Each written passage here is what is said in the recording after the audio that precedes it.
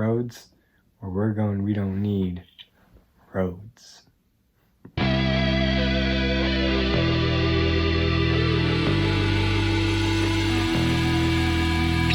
Back to the Future. Bum bum bum bum bum bum bum bum bum bum.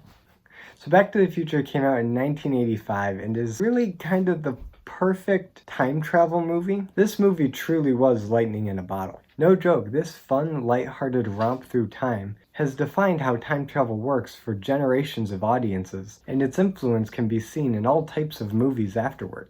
So because this film is so well known and beloved by so many, including myself, I'm going to go through this movie from beginning to end and highlight why this is the best time travel movie ever made. But first I want to give you a little background. So this film was directed by Robert Zemeckis, who you may recognize as the director of Forrest Gump, Who Framed Roger Rabbit, The Polar Express, and A Christmas Carol, the one with Jim Carrey. But before all of that, he was this no-name director in the 80s whose first two feature films made no money. That is, until he got lucky with a little film called Romancing the Stone, which is a fantastic movie. It's a lot of fun. It's kind of like an Indiana Jones type adventure movie, and I wouldn't be surprised if Steven Spielberg got some ideas for his Indiana Jones movies based off of that one. So banking off of the success of Romancing the Stone, Steven Spielberg believed in this little project by Robert Zemeckis and Bob Gale called Back to the Future. And they had pitched this movie to various studios, no takers, and then Steven Spielberg stepped in and produced it himself. And the rest is history. They made a fantastic movie, so let's dive right in. First off, the opening shot to this movie is one of the most perfect opening shots to any movie that I've ever seen. All it is a long panning shot of various clocks of different styles, ticking while the TV turns on and various machines turn on to make breakfast and dog food and who knows what in this automated morning routine. And if you pay attention to this opening shot, everything you need to know about this movie is told to you in this opening shot. You learn from the opening shot that the owner of this place is Doc Brown, that he's some sort of inventor or scientist, and that he's a little down on his luck. His mansion was burned down in a fire. You also learn that him and his dog Einstein haven't been home in a while. You learn from the TV report that plutonium has been stolen. And by the end of the shot, you find out that this teenager has access to his house and knows the doc pretty well. And if that wasn't enough, the teen's skateboard slides under the bed and hits a crate of the stolen plutonium that you heard about on the TV. You learn so much about Doc Brown's character and his relationship with Marty, with him not even being there. It's so impressive how this one shot can get across so much information in such a short amount of time. And that's something that carries on throughout the rest of this movie. It's that Robert Zemeckis and Bob Gale have found ways to get across information without characters dumping exposition all the time. They find ways to work in visuals that get across the information without having to devote an entire scene to it. And it keeps the film moving at a brisk pace. And so after that shot ends, you get the first big visual gag of the movie, which is where Marty, who you still haven't seen his face, is turning on this giant electronic amplifier, which is as big as the wall that it's up against. And Marty takes his little guitar, plugs it in, takes his pick, and strums one chord, and the whole thing blasts them back, completely destroying the machine and knocking Marty into a bookshelf that topples over on him. And then he picks himself up, and for the first time you see that this boy is Michael J. Fox. And just then the phone rings and it's the doc telling him to meet him at Twin Pines Mall at 1:15 a.m. the next morning for this elaborate demonstration that he's been working on all week. And then just when all the information is given, the clocks go off and Marty's late for school. Now, this opening scene gave a lot of information about Marty and the doc with very little dialogue. As soon as Marty leaves Doc's house and races to school, you see the town of Hill Valley, and the visual storytelling is so good, and every detail about this town pays off later in the movie. From the gas station to the movie theater to the clock tower to just the general look of 1985 Hill Valley. Every single detail has meaning and comes back. When Marty gets to school, we meet Jennifer, his girlfriend, and we learn that Marty isn't the best student. He's musically inclined, and the principal has it out for him. In fact, the principal tells him that no McFly ever amounted to anything in the history of Hill Valley. And you guessed it, that line also comes back around. To which Marty replies, "History is gonna change." And if that's not foreshadowing, I don't know what is. And what's interesting is watching this movie again, I realized how short each of these little scenes are. They're like little vignettes that tell you the the information, or more often than not, show you information about the world or the characters,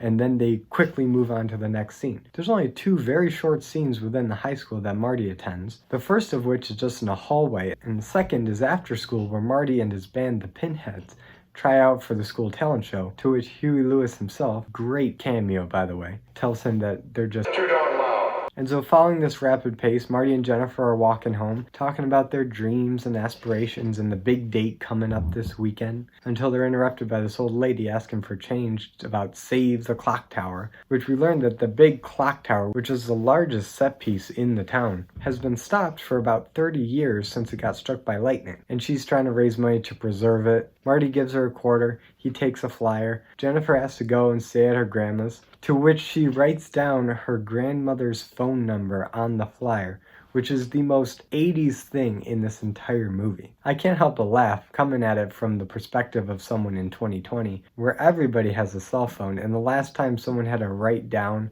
a relative's number so that a boyfriend could call them was probably 1985. But I don't know, I wasn't around back then. So then Marty goes home, and now we're introduced to Marty's family. He's got a father who's a nerd and a pushover and lets his supervisor Biff total his car and won't stand up for himself when Biff demands that his insurance pay for it. And you learn that Biff has been taking advantage of his dad and really his whole family since high school. But he's also got a mother who's overweight, an alcoholic, not happy with her life. He's got an older brother who works at some fast food restaurant, has no desire to excel in life. He's complacent, and an older sister who's just lonely and miserable. Oh, and we learn that there's this Uncle Joey, who's Marty's mom's brother, who's been in prison for God knows how many years, and continually doesn't make parole. So yeah, this family, while they have money and they're not really poor by any means, they're not that well off either. They're kind of lower middle class, and it's the interpersonal relationships within the family that really weigh heavily on Marty. And it's within this dysfunction where we learn some interesting tidbits about how George and Lorraine, Marty's parents, met. It turns out that George was up in the tree supposedly bird watching when he fell into the middle of the road, got hit by Lorraine's dad's car, and was taken into their house, and Lorraine nursed him back to health and fell in love with him. And because she felt so sorry for him, she went with him to the Enchantment Under the Sea dance at the high school, where they shared their first kiss, and Lorraine knew from that moment that she would spend the rest of her life with him, and that George would spend the rest of his life with her. What a story. I know this seems like it's a lot of access detail, but I want to express to you that this is how the movie works. It gives you a lot of information up front to set you up for things that come back and become relevant again later down the line. So now let's skip ahead to later that night, or is it the next morning? It's 1:15 a.m.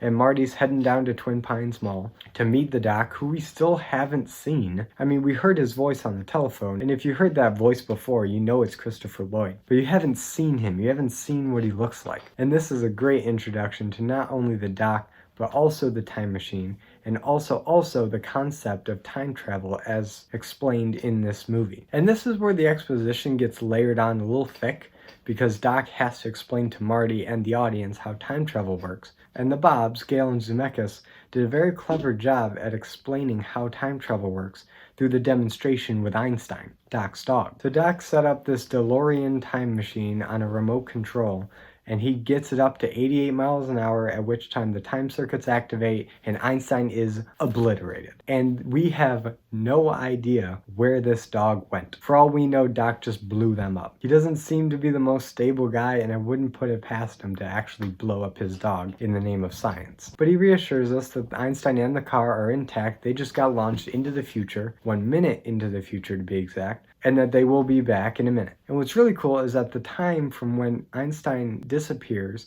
to when Einstein reappears is exactly 1 minute of screen time, in which the doc tries to explain what just happened to Marty. And the best thing about this movie is that within any scene of exposition, they always break it up with a few jokes. And it's not like knock-knock jokes, it's just comedic banter like normal people would say in a situation like this. For example, when Marty's trying to wrap his head around Doc making a time machine out of a DeLorean, Doc could have given a scientific explanation for why a DeLorean car is the best choice, but instead he says this. I see it.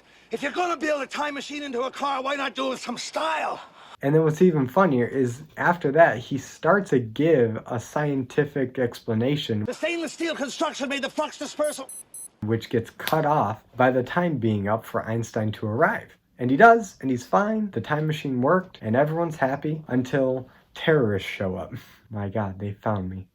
I don't know how, but they found me.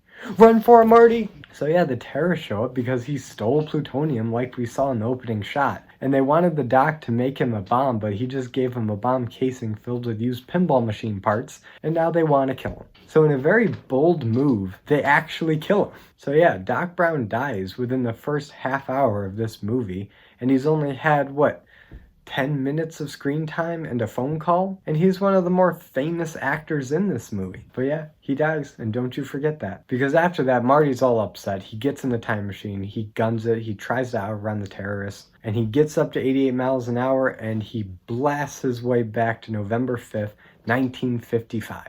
And it's so hard to pick a favorite scene because there's so many good scenes in this movie. Really, every one of these scenes is a masterpiece in comedy, adventure, visual storytelling. It's really good, and I've watched this movie close to 100 times, and I still haven't picked up all the little touches and details that help tell this story. But one of my favorite gags in this movie is when Marty first appears in 1955. He crashes into a barn. Old man Peabody and his family think that he's this alien from a science fiction comic book. And he gets out and he's in this radiation suit which only makes them think he's even more of an alien. And they start trying to blast him. He gets back in the car and runs over one of Peabody's 2 pine trees, which if you've been paying attention, the mall that took up that same land in 1985 is called Twin Pines Mall, and Mr. Peabody had this crazy idea of breeding pine trees, and he had twin pines in his yard, one of which Marty just runs over in his DeLorean. And I'll get back to why that's so funny at the end of the movie. It's just such a great moment.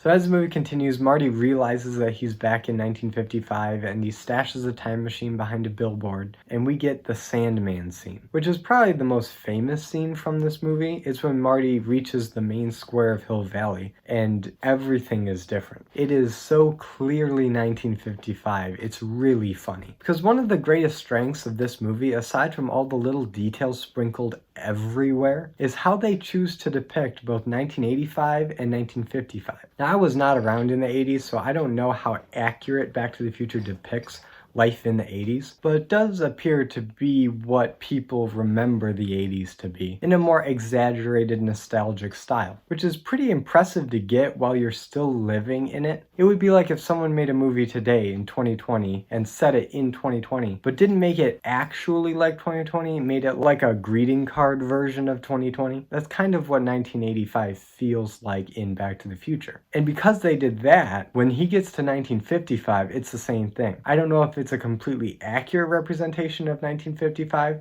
but it is what people expect 1955 to look like. It's got some cheesy old music. It's got some very clean and neat clothing style choices. Everyone's smoking. There's segregation. And speaking of which, another good detail is that the mayor in 1985, Goldie Wilson, is working at this little coffee shop, and he's got aspirations to do such grand things. And Marty, not realizing the implications of time travel, he says, "You're going to be mayor," and that inspires him to go and be mayor in 1985. Again, it's the little details like that that really make this movie fun. So while Marty is walking around Hill Valley trying to get his bearings, he sees the same gas station, but now it's newer and they've got a group of attendants cleaning the cars and filling it up with gas for him. And they're these old, blocky 1950s cars. There's a kid with moon shoes walking around. The movie theater in the 80s that was for adult films is now playing Ronald Reagan movies. They have nailed the look of this type of 1950s America. And there are so many other little details that set this staunchly in 1955. And while Marty's wandering, he kind of runs into his dad, who is such a nerd.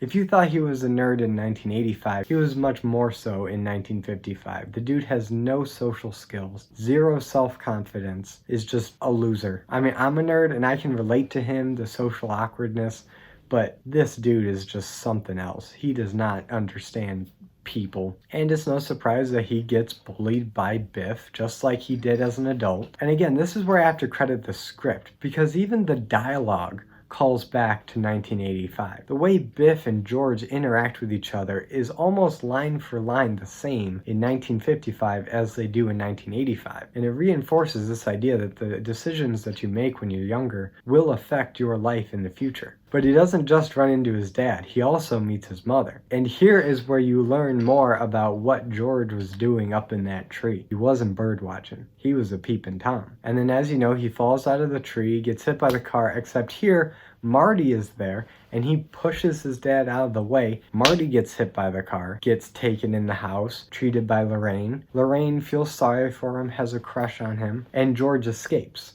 And here's where Disney especially had issue with financing this movie. There is some kind of gross, incestuous things happening here that a kid wouldn't really think about. They just think it's weird. But Lorraine clearly has the hots for her own son, where she's supposed to have the hots for George. And this is where the plot of this movie really starts to show up. Because before, it was just interesting characters and a time travel premise and fun parallels from 1985 to 1955, and we've been all having a good time.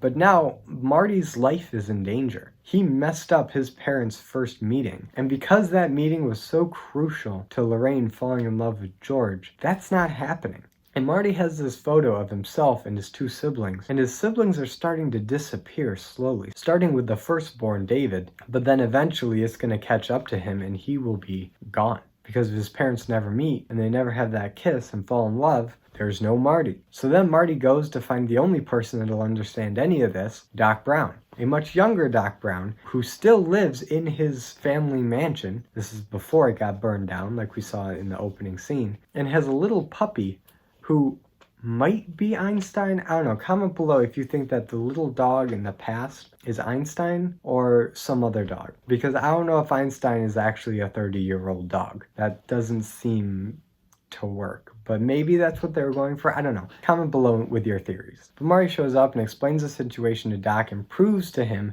that he is indeed from the future. And he's got the tapes from the future to prove that time travel is possible. But he needs the 1.21 gigawatts of electricity to get back to the future. So then Marty and Doc prepare this plan to send him home, but it's twofold. First, they need to devise a way to get the bolt of lightning that strikes the clock tower to go into the DeLorean to generate the 1.21 gigawatts to send him home. And second, and more importantly, he needs to get his parents to get together, which is easier said than done because, like I said, George is a loser. And here's where the majority of the movie plays out. There's not a whole lot to talk about. There's a few good exchanges, there's some good lines, there's just some classic filmmaking. Marty struggles to convince George to ask Lorraine out. George doesn't really have the confidence or the charisma to do it, so Marty devises this little scheme where he'll take Lorraine to the dance, he'll take advantage of her in the car, where George opens the door, interrupts, says his line, and punches Marty in the gut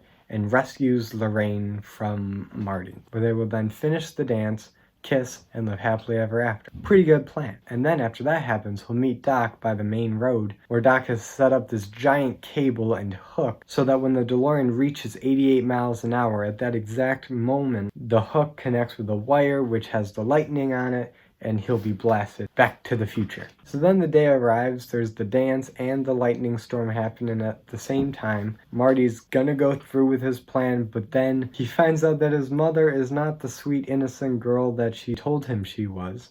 She's drinking, she's smoking, she plants a kiss right on him, and then she feels gross, like she's kissing her brother, which is such a relief because this could have gotten any number of uncomfortable ways. And then Biff opens the door, not George. He has his goons, one of which is played by Billy Zane, you know, the bad guy from Titanic. They throw him in the trunk of the car owned by the musicians of the dance, and Biff goes in and starts taking advantage of Lorraine. So now George comes out.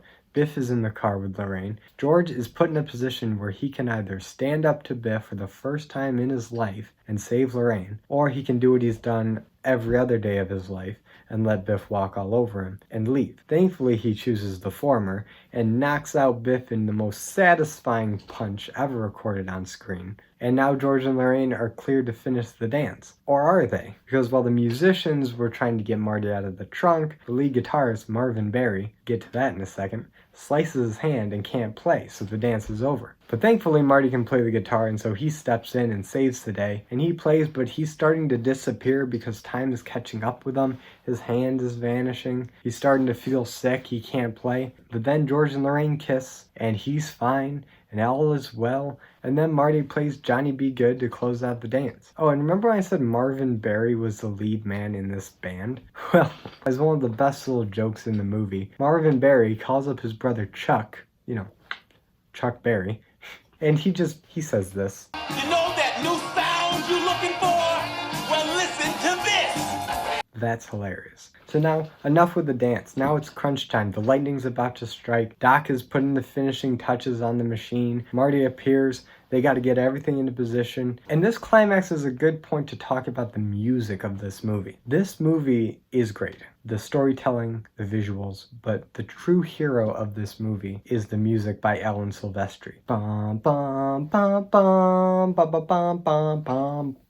His score is so exciting and energized and just has such momentum to it. You feel that every second matters, and that when these setbacks happen to increase the tension, the music plays on it. And you feel so satisfied when the car reaches 88 right at the moment of the lightning and blasts back to 1985. Alan Silvestri is not exactly a household name like John Williams is, but he is a fantastic composer. But you may know him as the guy who did the music for the Avengers movies. And I love the Avengers music, but this really could be his best work. But on Silvestri's side, the rest of the music in this is really clever. It's such a creative mix of both 80s and 50s sounds that it's so cool to listen to. You got Huey Lewis in the News and Van Halen in the 80s segments. In the 50s, you got Mr. Sandman, Earth Angel, Johnny Be Good, and the Ballad of Davy Crockett. The music does such a great job at establishing what time period you're in before your eyes even realize what you're looking at. So yeah, Marty gets rocketed back to 1985. Oh, and he leaves the dock with a note that says don't read until 1985, which explains to him that the night that Marty goes back in the DeLorean is the night that he is shot and killed by Libyan terrorists. But Marty saw the dock rip it up, and so when he goes back, he actually goes back 10 minutes early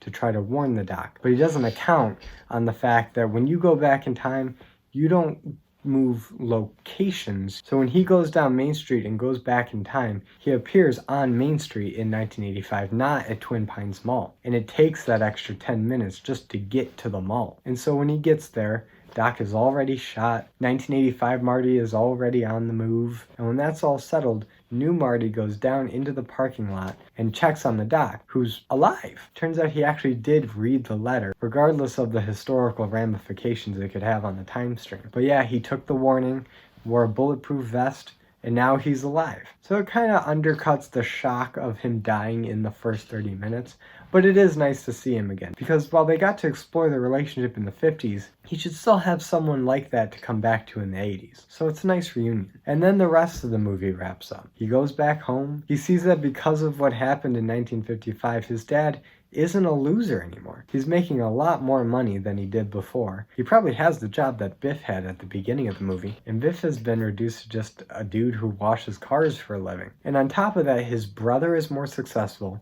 his mom is more thin and healthy, and his sister isn't lonely. She's got like a dozen boyfriends. So it all seemed to work out. Oh, and the car that was totaled in the beginning of the movie is perfectly fine, and on top of that, Marty has his own car. This dream car that him and Jennifer were oogling at in the beginning is in the garage, ready to go on their camping trip. So anyway, this movie is a classic, and... Whoa. What? Who are you? I'm you. From the future. Okay. What do you think you're doing? Ending the review. You can't. There's still 2 more to talk about. Yeah, I'll get to those eventually. Like your Spider-Man review? Yeah. You can't. Not enough time. Okay. I'll get right on it. You can go now. Alright, so stay tuned for next week's video where I review Back to the Future Part 2. Apparently there's a ticking clock or something. And also stay tuned for the following week's video of Back to the Future Part 3. So if you don't want to miss those next two videos, be sure to subscribe and hit the notification bell to be notified every time I upload a video. If you like this video, be sure to give it a like. And as always, I'm Colby. This was a bizarre way to end a nerdy talk, and I'll see you in the next video.